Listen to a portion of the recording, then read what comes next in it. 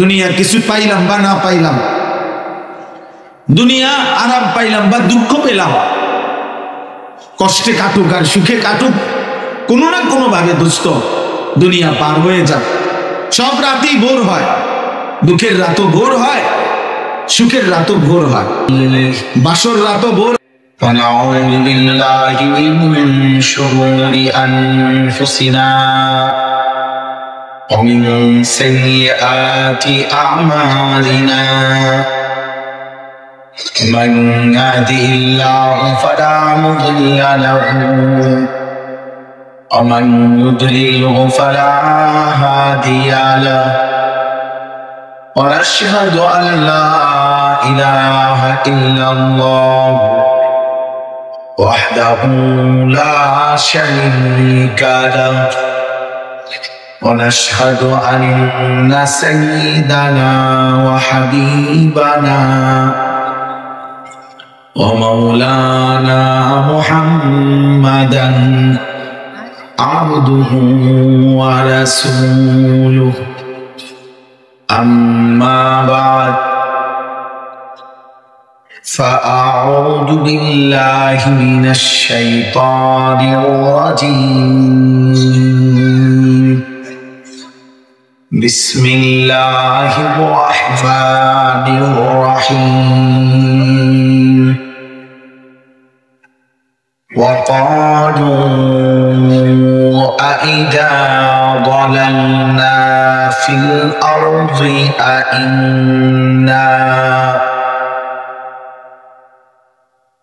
أإنا لفي خلق جديد، بل هم بلقاء ربهم كافرون.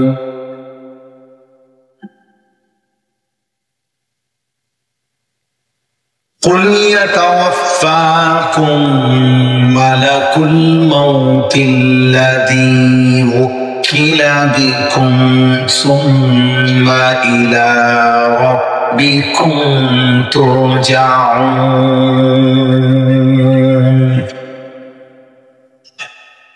ولو ترى إذ المجرمون ناكسوا رؤوسهم عند ربهم ربنا أبصرنا وسمعنا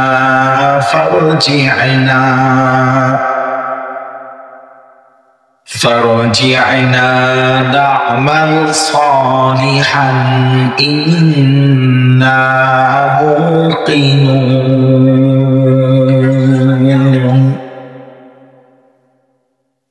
ولو شئنا لآتينا كل نفس هداها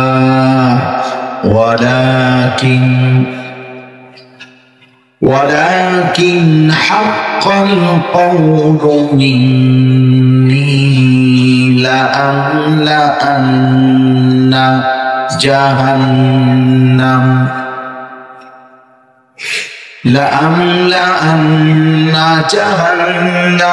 من الجنة والناس أجمعين. فذوقوا بما نسيتم لقاء يومكم هذا إنا نسيناكم وذوقوا عذاب الخلد بما كنتم تعملون. صدق الله مولانا العظيم. وقال نبينا صلى الله عليه وسلم أكثروا ذكر هذه اللذات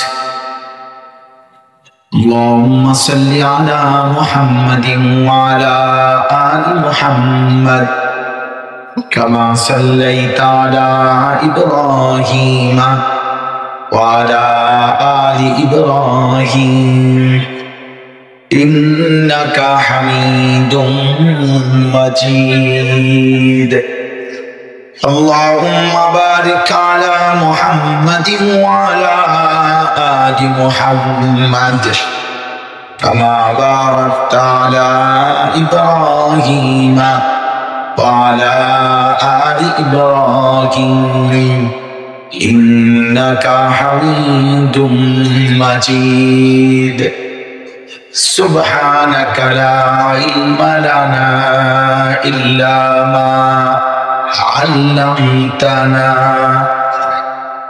إنك أنت العليم الحكيم الحمد لله আল্লাহ পাক রব্বুল ইজ্জত জুল জালাল ওয়াল ইকরামের ফজল কাম রব্বুল আলামিনের অপরিসীম ইহসান মেহেরবানি দয়া আল্লাহ তাআলা আমাদেরকে আজ 3 ডিসেম্বর 2025 রোজ বুধবার ফেনী জেলা সোনাগাজী উপজেলাধীন ঐতিহ্যবাহী দ্বীনি মার্কাজ দাওয়াত তালিম তাজকিয়ার মার্কাজ তালিম উদ্দিন হালিমিয়া মাদ্রাসার 2 দিন ব্যাপী 34তম বার্ষিক ওয়াজ মাহফিলের আজকের এই প্রথম দিনের শেষ অংশ পর্যন্ত এটুকু সময় আল্লাহ তাআলা আমাদেরকে আসবার বসবার আল্লাহর জন্যই জমা হওয়ার তৌফিক দান করেছেন আলহামদুলিল্লাহ। আমি যখন ছাত্র ছিলাম, ঢাকায় পড়ালেখা করতাম,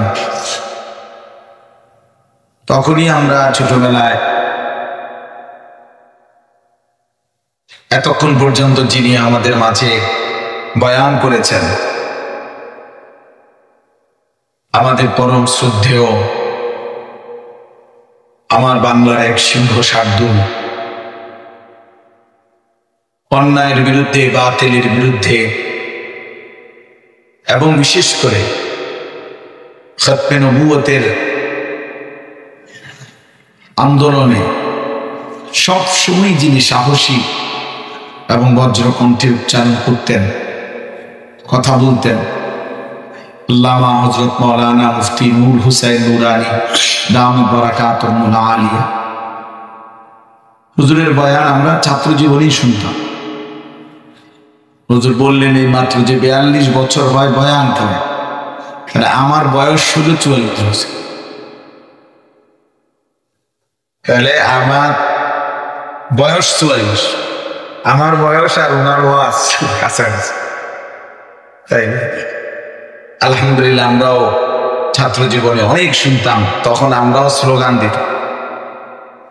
আপনারা তো এখানে তেমন কেউ স্লোগান দিতে পারলেন না,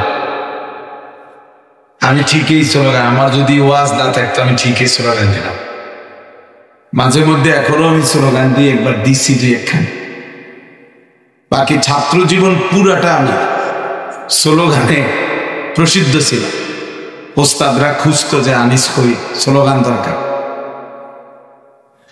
যাই হোক, আলহামদুলিল্লাহ হুজুর সর্বোচ্চ ফিকির নিয়ে বছরের পর বছর মজলুম, কারা নির্যাতিত, জেল, জুলুম সবকিছু উপেক্ষা করে এতটা স্পষ্ট ভাবে রাসূলুল্লাহ সাল্লাল্লাহু আলাইহি সাল্লামের ইজ্জত এবং সম্মান, খতমে নবুয়তের এই মহান আকীদা, এটা আমাদের মৌলিক আকীদা, এটা আমাদের ঈমানের অংশ, এটা বুঝাইতে চেষ্টা করছে। আজকের যারা কিশোর যুবক, নতুন জেনারেশন, নতুন প্রজন্ম, তোমরা যারা 14 বছর, 16 বছর, 18, 20, 22 বছর, 25 বছর, সমস্ত নওজোয়ানের কাছে আমি অনুরোধ করব বিষয়টা বোঝা দরকার। আন্তরিকভাবেই এই বিষয়টা তোমরা নওজোয়ান বুঝতে চেষ্টা করো যে খতমে নবুয়ত বলতে কি বলতে চায়। আলহামদুলিল্লাহ ঢাকার সোহরাওয়ার্দী উদ্যানে 15ই নভেম্বর 2025 রোজ শনিবার স্মরণকালের শ্রেষ্ঠ আন্তর্জাতিক খতমে নবুয়ত সম্মেলন হয়েছে।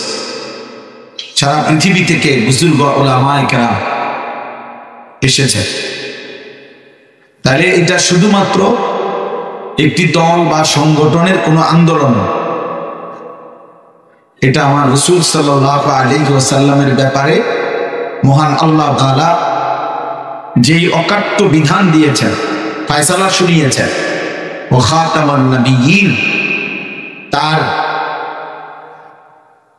বিরুদ্ধে যখনই যারা ষড়যন্ত্র করেছে, সেই ষড়যন্ত্রকারী মুশরিক মুনাফিক বেঈমান গোষ্ঠীর বিরুদ্ধে খতমে নবুয়তের আহ্বান। সর্বশেষ যার ব্যাপারে হযরত শুনাইছেন আমাদেরকে, গোলাম আহমদ কাদিয়ানী নামে এই জঘন্য মুশরিক বেঈমান আজীবন যে ইংরেজদের দালাল করে গেছে, এই দালাল এই বেঈমানের বিরুদ্ধে, তার অনুসারীদের বিরুদ্ধে আন্তর্জাতিকভাবে সারা পৃথিবীতে, আমাদের উপমহাদেশে খতমে নবুয়তের এই আন্দোলন চলতেছে। বাংলাদেশেও এটা যুগ যুগ ধরে দাবি। আমাদের শেখুল ইসলাম আল্লামা শাহ আহমদ শফি রহমাতুল্লাহ আলাইহি হাসপাতালের বেডে ইন্তেকালের পূর্বেও ওনার শেষ ওসিয়তের মধ্যে কথা ছিল খতমে নবুয়তের এই আন্দোলন চালিয়ে যাওয়ার জন্য। আমাদের কুমিল্লার গর্ভ, সারা বাংলাদেশের শ্রেষ্ঠতম শেখুল হাদিস আল্লামা আশরাফ আলী রহমাতুল্লাহ আলাইহি, তিনি ইন্তেকালের পূর্বে শেষ সময়ও এই খতমে নবুয়তের আন্দোলনের কথা বলে গেছে। এজন্য বিশেষ করে আমাদের কওমি মাদ্রাসার যারা তালিব ইলম, উঠতি এবং নওজোয়ান যারা আমাদের আলেম ইমাম, আমাদের প্রত্যেকের এটা দায়িত্ব এই বিষয়টা পুরোপুরি বুঝা এবং এটা উম্মতের প্রত্যেকের কাছে, প্রতিটা মুসলমানদের কাছে এই কথা স্পষ্টভাবে বুঝানো যে এটা শুধুমাত্র হুজুরদের আন্দোলন, এটা মুসলমানের আন্দোলন, এটা ইমানদারের আন্দোলন, প্রতিটা মুসলিমের এটা আন্দোলন। এই জন্য আমি সবাইকে বললাম, আমি নতুন করে এটা ব্যাখ্যা দিতে চাচ্ছি না, শুধু হুজুরের এই কথার থেকে আমি বললাম আমাদের জন্য এটা জরুরি। খতমে নবুয়তের আন্দোলন, রাসূলুল্লাহ সাল্লাল্লাহু আলাইহি ওয়াসাল্লাম তিনি সর্বশেষ নবী, তারপরে কোনো নামে, কোনো বেশে, কোনো সুরতে, কোনো অপব্যাখ্যা দিয়েও, কোনো ছলছাতুরি কৌশল করে অন্য কেউ কোনো প্রকারের নবী দাবি করতে পারে না। অতএব এই কথাটা, এটা আমাদের ইমানের অংশ, আকীদার অংশ। এই জন্য বিষয়টাকে সাধারণ দেখলে হবে না। ওনারা আজকে দীর্ঘদিন ধরে কষ্ট করছেন, মাঠে ময়দানে, দুয়ারে দুয়ারে, দাঁড়ে দাঁড়ে, সর্বত্র বলে বেড়াচ্ছেন। আল্লাহ তাআলা আমাদের বাংলাদেশেও যে সমস্ত মহান বুজুর্গ জান প্রাণ উজাড় করে খতমে নবুয়তের জন্য মেহনত করছেন, আল্লাহ তাআলা তাদেরকে সর্বোচ্চ কবুল করেন। আজকে আমাদের কায়েদে মিল্লাত, যিনি এই বৃদ্ধ বয়সেও গোটা বাংলাদেশ চষে বেড়াচ্ছেন, আমাদের মধুপুরের পীর সাহেব হুজুর আল্লামা আব্দুল হামিদ পীর সাহেব, আল্লাহ তাআলা তার হায়াতকে আফিয়তের সাথে আমাদের জন্য দীর্ঘায়িত করেন। হুজুর অনেক বেশি আবেগ এবং জজবা নিয়ে এই বিষয়টার জন্য ওনার জীবনের এই শেষ সময়টা সর্বোচ্চ কুরবানি করতেছে। আল্লাহ তাআলা ওনার এই ফিকির মেহনত ইনশাআল্লাহ একদিন না একদিন এটা, এই আইন, এই দাবি, এই আন্দোলন 92%, 95% মুসলমানের এই বাংলাদেশের সংসদ সহ সর্বত্র ইনশাআল্লাহ একদিন বাস্তবায়ন হবেই হবে ইনশাআল্লাহ। এটা সত্যিই হবে। কিন্তু বড় বিষয় হলো আমাদের প্রত্যেকের এই ব্যাপারে ধারণা থাকা। আমি উত্তরবঙ্গ গেছি গত বছর 2024 সালে, আমি 40 দিন তাবলীগে এক চিল্লা উত্তরবঙ্গ ছিলাম, দিনাজপুর জেলা, উত্তরবঙ্গের রংপুর বিভাগের 8টা জেলা, 8টা জেলা নিয়ে রংপুর বিভাগ, যেটাকে উত্তরবঙ্গ বলে, এই 8টি জেলার মধ্যে রংপুর বিভাগে প্রতিদিন এই কাদিয়ানি মুশরিক বেঈমান কাউকে না কাউকে ইমান ধারা করে কাদিয়ানি বানাচ্ছে। বিশাল বিশাল এরিয়া, অঞ্চল, এলাকা তারা দখল করে তাদের এই জঘন্য কর্মকাণ্ড করে যাচ্ছে।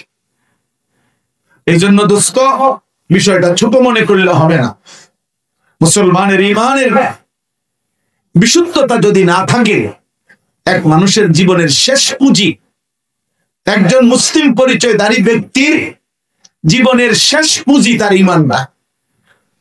দুনিয়া কিছু পাইলাম বা না পাইলাম, দুনিয়া আরাম পাইলাম বা দুঃখ পেলাম, কষ্টে কাটুক আর সুখে কাটুক, কোনো না কোনো ভাবে দোস্ত দুনিয়া পার হয়ে যায়। সব রাতেই ভোর হয়, দুঃখের রাতও ভোর হয়, সুখের রাতও ভোর হয়, বাসর রাতও ভোর হয়, ফাঁসির রাতও ভোর হয়। দুনিয়া কারোই থেমে থাকে না।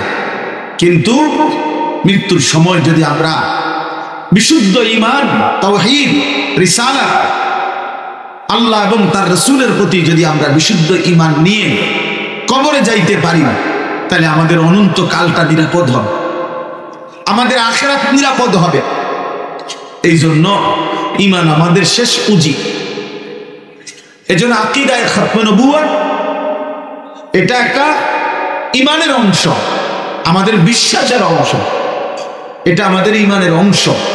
অতএব এটা যদি আমাদের নষ্ট হয়, কোন মুসলমান যদি এই কাদিয়ানি ভণ্ড মুশরিক বেঈমানদের খপ্পরে পড়ে যদি তার ঈমান হারায়, তাহলে তার অনন্তকাল আখিরাত চিরস্থায়ী জাহান্নাম ছাড়া আর কিছুই জুটবে, আর কিছুই জুটবে। এই জন্য উলামায়ে কেরাম সর্বস্তরের মুসলমানদেরকেও ঈমান, আমল, আখিরাত বাঁচানোর জন্য খাতমে নবুয়তের এই মেহনত করে যাচ্ছে। আল্লাহ তাআলা আমাদের সবাইকে খাতমে নবুয়তের আন্দোলনে আমাদের সাধ্যমতো অংশগ্রহণ করার তৌফিক দান করুন।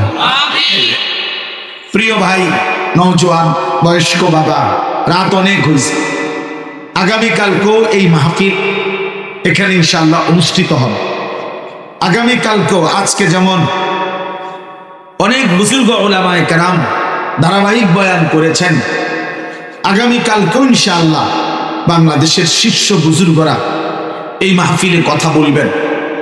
বিশেষ করে আমার পরম শুদ্ধ শায়েখ আরিফ বিল্লাহ হাকিমুন নফস আল্লামা মুফতি মুশতাকুর নবী কাসিম হযরত আগামীকাল ইনশাআল্লাহ বয়ান করুন। গত রাত্রেও আমি হযরতের সাথে একসাথে খানা খাইতে বসে কুমিল্লায় এই মাহফিল নিয়ে আলাপ করছিলাম যে হুজুর আমি তো যাবো। হুজুর বলছি, মাওলানা আপনি প্রথম দিন যান, আমি ইনশাআল্লাহ দ্বিতীয় দিন আমিও আসবো। তো আলহামদুলিল্লাহ, এই জন্য যেহেতু বুজুর্গ উলামায়ে কেরাম আসবেন, কথা বলবেন, এই মাহফিল আগামীকালকেও হবে।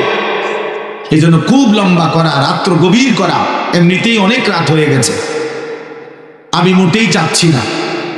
কিন্তু আসলে এই পরিমাণ নওজোয়ান ভাই, বয়স্ক বাবা, আপনারা কষ্ট করে বসে আছেন, এটা আসলে রীতিমতো আমাদেরকে খুব বেশি আশান্বিত করে। আমরা খুব বেশি আশাবাদী, প্রতিদিন আমরা আশাবাদী যে আলহামদুলিল্লাহ এই পরিমাণ কিশোর যুবক আল্লাহর কথা শুনতে আসে। আগামীর সম্ভাবনা আমাদের কাছে এটা স্পষ্ট মনে হয় ইসলামের সম্ভাবনা। প্রতিদিন আমি তোমাদের যুবকদেরকে বলি ভাই, প্রতিদিন অনেক কিশোর যুবক আলহামদুলিল্লাহ আল্লাহর দিকে পুরোপুরি ফিরছে, আল্লাহর ইবাদত, নামাজ, বন্দেগী ধরছে, গুনাহ ছেড়ে দিচ্ছে। অসংখ্য যুবক 18-20 বছরের, 16 বছরের ছেলেও হালাত এমন, আমি ব্যক্তিগতভাবে জানি। আমি আমার সাথে দায়িত্বশীল আমার মাদ্রাসার উস্তাদ আছে, যাদের সাথে আমি যোগাযোগের ব্যবস্থা করাই। এমন অগণিত যুবক আছে যারা গুনাহ করতে করতে ক্লান্ত হয়ে গেছে, বিরক্ত হয়ে গেছে, নারী দেখতে দেখতে, অস্থির ছবি দেখতে দেখতে, এই মোবাইলের এই আসক্তি শেষ পর্যন্ত তাকে বিরক্ত বানায় ফেলছে, যে আর ভালো লাগতেছে, আর ভালো লাগতেছে। এজন্য সে নতুন কিছু চাচ্ছে। গুনার সব আয়োজন সে দেখে ফেলছে, নারী, ছবি, জিনা, ব্যভিচার, মদ, জুয়া, অশ্লীলতা, বেহায়াপনা, অসভ্যতা যত রকমের হইতে পারে,